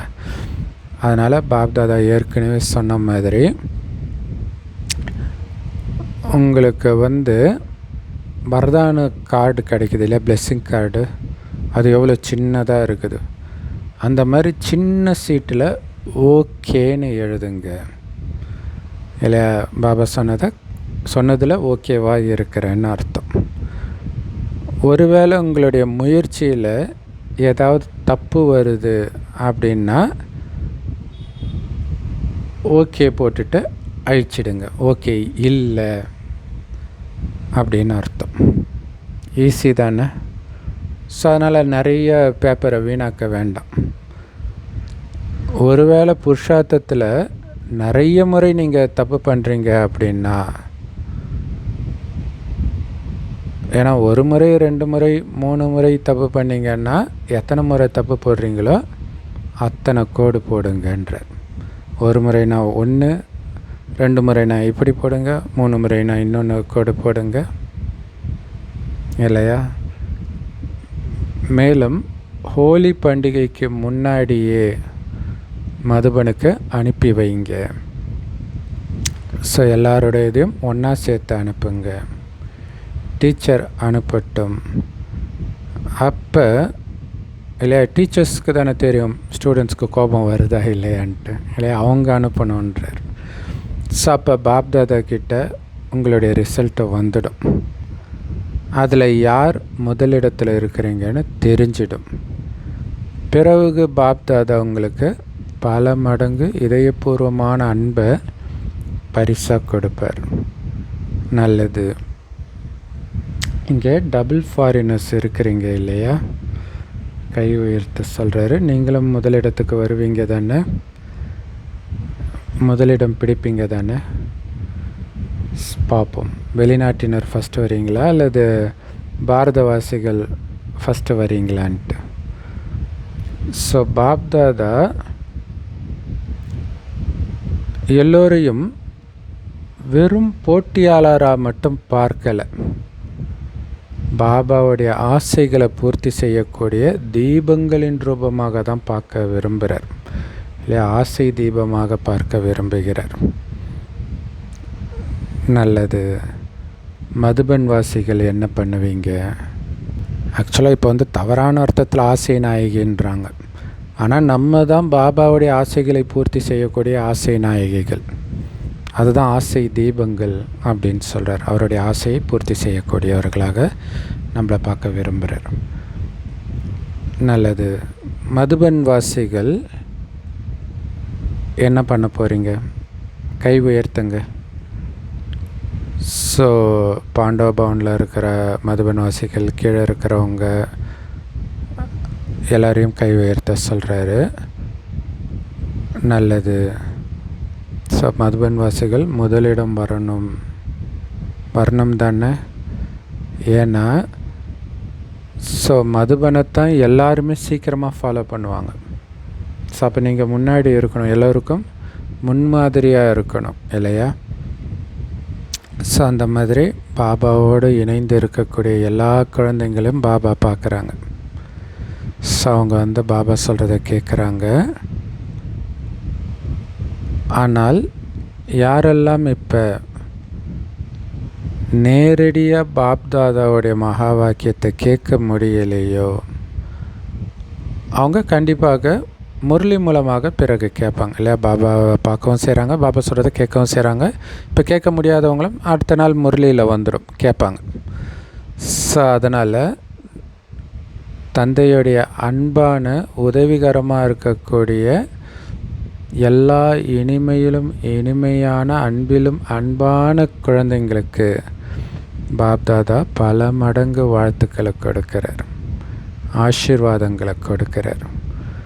கூடவே பாபாவுடைய பிரத்யக்ஷத்தா கொடியை, அதாவது பாபா வெளிப்படுத்துகிற கொடியை சீக்கிரமாக ஏற்றுறதுக்கான சங்கல்பத்தையும் கொடுத்துட்டு இருக்கிறார் குழந்தைங்களுக்கு. ஸோ அதனால் கடைசி நேரம் வரட்டும் அப்படின்னு காலத்துக்காக வெயிட் பண்ணாதீங்க. காலத்தை உங்களுடைய டீச்சராக ஆக்காதீங்க. பாபா தான் உங்களுக்கு அப்பா, டீச்சர், சத்குரு எல்லாமே. ஸோ அதனால் எப்படி உங்களுடைய ஜெகதம்பா இதுதான் என்னுடைய கடைசி நொடின்னு ஃபாலோ பண்ணாங்க இல்லையா? அந்த மாதிரி அவங்கள ஃபாலோ பண்ணுங்க. இப்போவே நான் ஆயிடணும், இப்போ இல்லைன்னா எப்போ? ஸோ மம்மா 2 சப்தங்களின் தாரணையினால் தான் முதல் நம்பரை எடுத்தாங்களாம். பாபா சொன்னாங்க, மம்மா செஞ்சாங்க, அவ்வளோதான். பாபா சொன்னால் செஞ்சிட வேண்டியது தான்.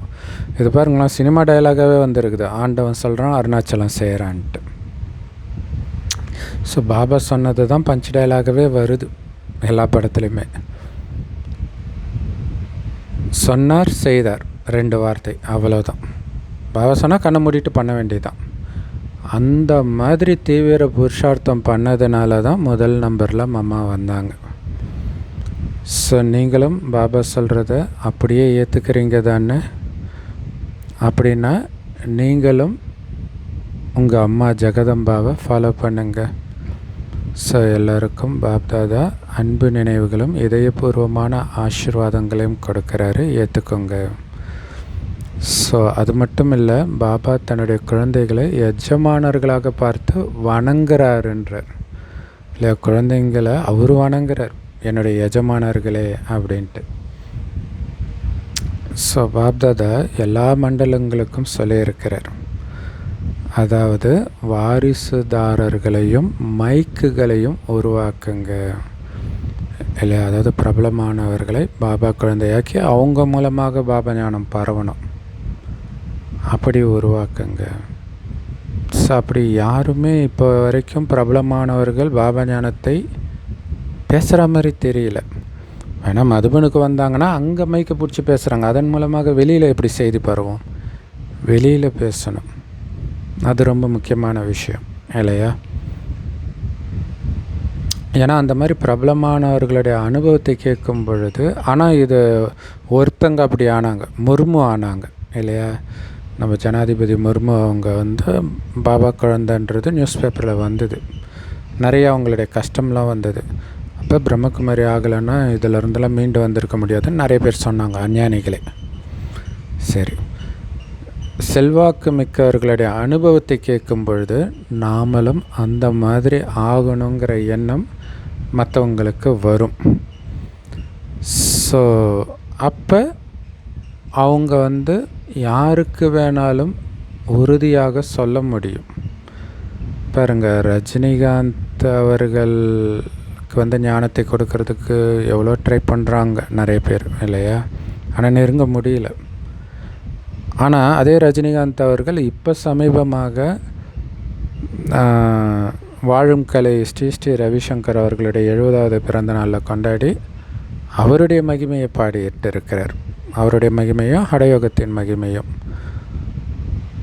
ஸோ அவரோ அல்லது அவருக்கு ஈக்குவலான மைக்கோ விஜய் அவர்கள் பேசுனாங்கன்னா இன்னும் சூப்பராக இருக்கும். ஏன்னா அவரை விட இப்போ இவர் வலிமையானவராக ஆகியிருக்கிறார். ஸோ அப்போ தான் மற்றவங்களுக்கு நாமளும் இந்த மாதிரி ஆகணுங்கிற எண்ணம் வரும். அவங்க ஸ்ட்ராங்காக சொல்ல முடியும் இல்லையா? ஒரு பிரபலமாக இருக்கும்போது அவங்கள யாரும் எதிர்த்து கேட்க மாட்டாங்க. ஸோ அதனால் எல்லா மண்டலங்கள்லேருந்தும் அந்த மாதிரி நீங்கள் உருவாக்கின மைக்கோடைய லிஸ்ட்டை அனுப்புங்க, எத்தனை பேரை உருவாக்கி இருக்கிறீங்கன்ட்டு. இன்றைக்கி டெல்லி மண்டலத்தை சார்ந்தவர்கள் அந்த மாதிரி லிஸ்ட்டை அனுப்புனாங்களாம், பாப்தாதா பார்க்குறாங்க, அவங்களுக்கு வாழ்த்து கொடுக்குறார். ஸோ இந்த மாதிரி எல்லா ஜோனில் இருந்தும் லிஸ்ட்டை அனுப்பின பிறகு எத்தனை வாரிசு தயாராகி இருக்கிறாங்க அப்படின்னு முடிவு சொல்லப்படும். அதே மாதிரி நீங்கள் அனுப்புகிற லிஸ்ட்டும் சோதிக்கப்படும். நீங்கள் லிஸ்ட்டு கொடுத்துட்டீங்க அப்படின்னாலே ஏற்றுக்க முடியாது. மறைமுகமாக அவங்க பக்காவானவங்க தானான்னு செக் பண்ணப்படும் இல்லையா? செம பாயிண்ட் இல்லையா? பாபாவுக்கு நான் பாபாவுக்கு வந்தேன்னா செக் பண்ணுவாங்கல்ல. அதை தான் அங்கே பைபிள் குரானில் இருக்கும். கடவுள் சொல்லுவார் சாத்தான் கிட்ட, இந்த குழந்தை யோபுன்ற குழந்தை எவ்வளோ பக்கா குழந்தை தெரியுமா? அப்படியா, நீ எல்லாம் கொடுத்து வச்சுருக்கிற, எல்லாத்தையும் பிடுங்கினா தெரியும், சரி போய் பிடுங்கிக்கோன்னு சொல்கிறார். அப்போ ஒன்று மனைவி இறப்பாங்க, குழந்தைங்க இறப்பாங்க, சொத்து எல்லாம் பறி போவோம், உடம்பெல்லாம் நோய் வரும். அதான் பாபா சொல்கிறார், சொன்ன உடனே ஏற்றுக்க மாட்டேன், செக்கிங் நடக்கும், சோதனை நடக்கும். அப்போ சோதிக்கிறதெல்லாம் பாபாவுக்கு நான் பிரியமானவன் நிரூபிக்கிறதுக்காக நடக்குதுன்றதை புரிஞ்சுக்கோங்க. அப்போவும் நான் கோபப்படாமல் இருந்து காட்டுவேன் இல்லை? பாபா வெளிப்படுத்துறது, அவருடைய குணத்தை வெளிப்படுத்துறது நல்லது. செம பவர்ஃபுல் பாயிண்ட் இல்லையா? ஆதியில் மகா வாக்கியத்தை தொடங்கும்போது வாழ்த்துக்களும் ஆசீர்வாதங்களும் கிடைச்சிது. இப்போ மறுபடியும் பாப்தாதா ஒவ்வொரு குழந்தைக்கும் மனதார ஒவ்வொருத்தருடைய பேர் சொல்லி அந்த குழந்தையுடைய பேரை மனசில் நினைவுபடுத்தி பல கோடி மடங்கு வாழ்த்துக்களை கொடுத்துட்டு இருக்கிறார். ஸோ பாபா கிட்ட எல்லா குழந்தைங்களுடைய சித்திரமும் வதனத்தில் வெளிப்பட்டது. ஸோ அதனால் பாப்தாதா குழந்தைங்களுடைய பிறந்த நாளை கொண்டாடினார். மேலும் குழந்தைங்க தந்தையுடைய பிறந்த நாளை கொண்டாடினாங்க. 2 பேருக்குமே நல்லாசைகள். நல்லது. வரதானம்: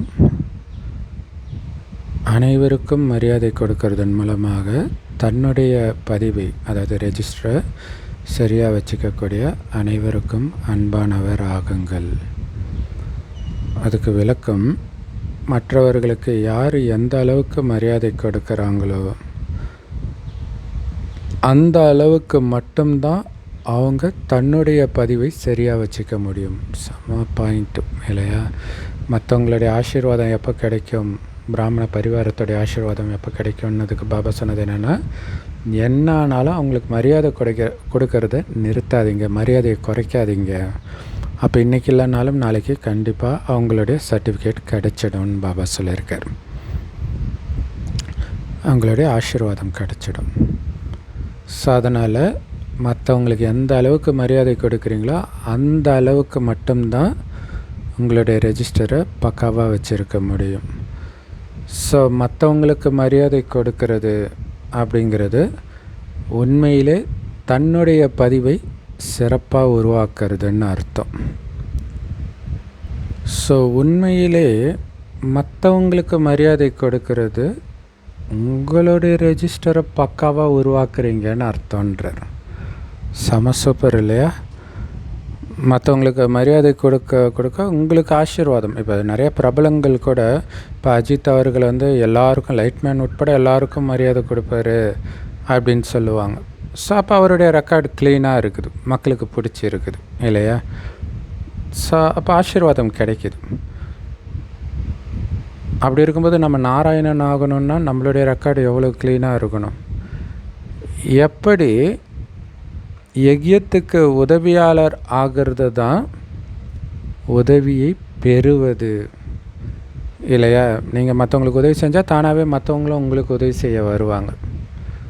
இல்லை நீங்கள் இன்னொரு சென்டருக்கு தானாக முன் ஏதாவது ஹெல்ப் வேணுமான்ட்டு கேட்டிங்கன்னா உங்கள் சென்டருக்கு உதவி வேணும்போது அவங்க டக்குன்னு வந்துடுவாங்க. ஸோ அதே மாதிரி இல்லை நிறைய சென்டரில் நீ அந்த சென்டருக்கு போகக்கூடாது, இந்த சென்டருக்கு போகக்கூடாதுன்றதுக்கு காரணம் அவங்களுக்குள்ளே அந்த ஈகோலாம் இருக்கும். ஆனால் முன் அந்த சென்டருக்கு போய் நீங்கள் ஹெல்ப் பண்ணுறீங்கன்னா தானாகவே அவங்களும் இங்கே வருவாங்க. அப்போ இந்த மாதிரிலாம் அங்கே போகக்கூடாது இங்கே போகக்கூடாதுன்னு சொல்ல மாட்டாங்க. ஸோ மரியாதை கொடுக்கறது தான் மரியாதையை பெறுவது. எப்படி உதவி கொடுப்பது தான் உதவியை பெறுவதோ அது மாதிரி மரியாதை கொடுத்தீங்கன்னா தானாகவே அவங்களும் உங்களை மரியாதையாக தான் பேசுவாங்க. ஒரு முறை மரியாதை கொடுத்தீங்கன்னா பல முறை மரியாதையை அவர்களிடம் இருந்து பெறுவதற்கு அதிகாரி ஆகிடுறீங்க, அதற்கு உரிமைதாரர் ஆகிடுறீங்க. ஸோ பொதுவாக இது மிகப்பெரிய ரகசியம் இதெல்லாம் இல்லையா? உதாரணத்துக்கு ஆரம்பத்தில் ரஜினி அவர்களை சீமான் ரொம்ப மோசமாக மட்டமாக பேசுவார், சீமான் கட்சி ஆரம்பித்த பொழுது. ஸோ அப்போ தான் எல்லோரும் அவரை திரும்பி பார்த்தாங்க. அட்ராக்ஷனுக்காக கூட பேசியிருக்கலாம். ஆனால் ஒரு இடத்துல கூட ரஜினி அவரை திருப்பி தாக்கவே இல்லை. அதுக்கப்புறம் ஒரு தடவை அவரை பற்றி பேசும்போது ரொம்ப உயர்த்தி பேசினார். ஸோ அப்போத்துலேருந்து இப்போ வரைக்கும் ரஜினியை சீமான் அவ்வளோ மரியாதையாக பேசுவார். ஒரு தடவை தான் மரியாதையாக பேசினார் ரஜினி. ஸோ அப்போ பல தடவை மரியாதை பெறுவதற்கு அதிகாரி ஆகிட்டார் பாருங்கள். இதெல்லாம் நம்ம மைண்டில் ஆழமாக பதிய வைக்கணும், குறிப்பாக இப்போ இல்லையா? ஏன்னா இப்போ தான் நம்ம மரியாதை கொடுக்காமல் பேசுகிற மாதிரி நம்மக்கிட்ட நடந்துக்குவாங்க. அப்பையும் நம்ம மரியாதையாக பேசணும், அதுதான் முக்கியம். பெரியவங்களாக இருந்தாலும் சரி, சின்னவங்களாக இருந்தாலும் சரி, மரியாதை கொடுக்கணும். ஆனால் ஜென்ரலாக என்ன சொல்லுவாங்க, பெரியவங்களுக்கு மரியாதை கொடுக்கணும், சின்னவங்களுக்கு அன்பு கொடுக்கணும்னு சொல்லுவாங்க. ஆனால் பாபா என்ன சொல்கிறாருன்னா, யாராக இருந்தாலும், சின்னவங்களாக இருந்தாலும் சரி, பெரியவங்களாக இருந்தாலும் சரி, பெரியவங்களாகவே சின்னவர்களையும் நினைச்சு நீங்கள் மரியாதை கொடுக்கும் பொழுது அவங்க தான் அனைவரின் அன்பிற்கு பாத்திரமானவர்களாக ஆவாங்க. சமஸ்பரில் சின்ன வயதில் இருக்கிறவங்கள கூட மரியாதை கொடுக்கும்பொழுது தான் பலருடைய அன்புக்கு பாத்திரமானவர்கள் ஆவாங்க. ஸோ அதனால் ஒவ்வொரு விஷயத்திலும் முதலில் நீங்கள்னு மற்றவங்கள முன்னாடி வைக்கக்கூடிய அந்த பாடத்தை பக்காவாக்குங்க. இல்லை, இங்கே இந்த கலியுகத்தில் முதல்வரான விஜய் அவர்களே அவ்வளோ மரியாதையாக பேசுகிறதெல்லாம் பார்க்கும்போது நமக்கு வியப்பாக இருக்குது.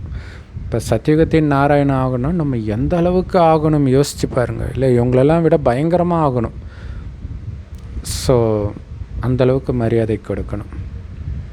ஸோ உதாரணத்துக்கு விஜய் அவர்களை எல்லா எதிர்கட்சிக்காரங்களும் சேர்ந்து நிறைய குறை சொல்கிறாங்க. அப்போ விஜய் அவர்களை எழுந்திரிச்சு பொறுமையாக சீறி பாய்ந்து பதில் சொல்கிறத விட அதை காரியத்தில் காட்டுறது தான் நல்லது. அதை நீங்கள் காரியத்தில் பார்ப்பீங்க அப்படின்னு அமைதியாக சொல்லிட்டு உட்காந்துட்டார். செம சூப்பர் இல்லையா? சரி, ஸ்லோகன். பாப்தாதா கொடுக்குற படிப்பினைகள் கரெக்டாக தேவையான நேரத்துக்கு கரெக்டான பாயிண்ட்டு ஞாபகம் வருது பாருங்கள், அதுக்கு பேர் தான் தீவிர புருஷார்த்தம். ஏன்னா வந்தவொடனே மாய எங்கே அடிக்கும்? புத்தியில் தான் அடிக்கும், எந்த ஞான பாயிண்ட்டும் வராது. ஸோ அப்போ புத்தியில் அடிக்காத அளவுக்கு நீங்கள் பாபாவை மட்டுமே மைண்டில் நினச்சிக்கிட்டே இருந்தீங்கன்னா அந்தந்த சூழ்நிலைக்கு தேவையான பாயிண்ட் அழகாக துள்ளி குதிக்கும், எமர்ஜ் ஆகும். அதான் தீவிர முயற்சி. அவ்யக்த இஷாரா. சதா ஆடாத அசையாத ஒரே சீரான மனநிலையை அனுபவம் செய்யுங்க. யார் ஆல்ரவுண்டு சேவை செய்கிறாங்களோ அவங்க எப்படிப்பட்ட சூழ்நிலை வந்தாலும் தன்னுடைய மனநிலை ஒரே சீராக இருக்குதான்றதில் தான் கவனம் செலுத்துவாங்கன்றார். அப்போ தான் அவங்க ஆல்ரவுண்ட் சேவாதாரி. இல்லை சாப்ப கவனம் இல்லை, எது நடந்தாலும் என் மனம் அமைதியாக இருக்குதா, அதுதான் முக்கியம். அமைதி எங்கே கிடைக்கும்? இங்கே கிடைக்காது. அதனால் இங்கே இருக்கிற விஷயத்தை பார்க்காம அமைதி நம்ம வீட்டுக்கு ஓடி போயிடணும் புத்தினால். அப்போ தான் வெற்றி கிடைக்கும். இல்லை, மனம் ஒரே சீராக இருக்குதான்னு செக் பண்ணிக்கிட்டே இருந்தால் தான் வெற்றி கிடைக்கும். எப்போ ஸ்ரீமத்தில் மன்மத்தோ, அதாவது மனதின் வழியோ அல்லது தேக அபிமானத்தின் வழியோ அல்லது சூத்ர குணத்தின் வழியோ கலக்கப்படுதோ, கலப்படமாகுதோ, அப்போ மனம் ஒரே சீராக இருக்காது, ஏக்ரஸாக இருக்காது. ஸோ அப்படி மனம் வெவ்வேறு ரசனையில் இருந்தால் மனதின் நிலையும் வெவ்வேறு விதமாக தான் இருக்கும், மனநிலையும். ஸோ ஒருவருடைய ரசனையில் மட்டும் இருந்தால் தான் மனநிலையும் ஏக்ரஸாக ஒரே சீராக இருக்கும் இல்லையா? ஸோ எந்த சேவை செஞ்சாலும் எந்த பிரச்சனை வந்தாலும் புத்தி ஒரு பாபாவோட மட்டும் இருக்குதா அதை செக் பண்ணிக்கிட்டே இருந்தால் போதும், மனம் ஒரே சீரான மனநிலையில் இருக்கும். ஸோ அதுக்கு தான் ஒருவரின் ரசனையில் மட்டும் இருக்கணும், மற்ற விஷயங்கள் மைண்டில் கலப்படமாகாமல் பார்த்துக்கணும். ஸோ இன்றைக்கி மாதத்தின் 3வது ஞாயிற்றுக்கிழமை இல்லையா? So international yoga 6 to 7:30. So எல்லோரும் ஒன்றா சேர்ந்து